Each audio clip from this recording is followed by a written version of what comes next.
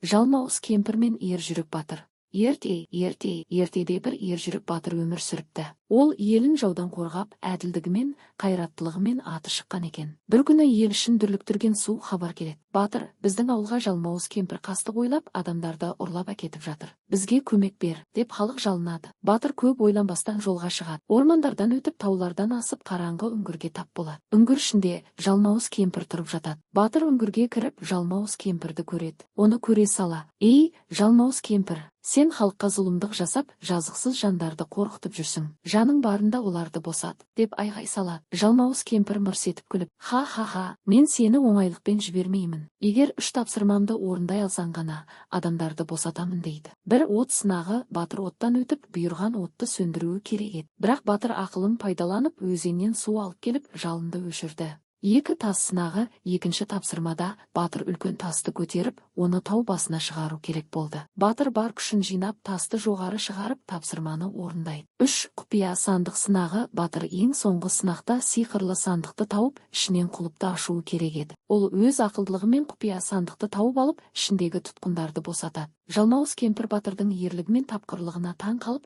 тұтқындарды толықтай босатады. Өзі әлсіреп, мәңгілікке жоғалады. Батыр елге қайтып оралып, тұтқындарды аман есен жеткізеді. Ел іші қуанып, оны батыр ретінде ұлықтайды. Осылайша ержүрек батыр зұлымдықты жеңіп, әділеттілікті орнатады.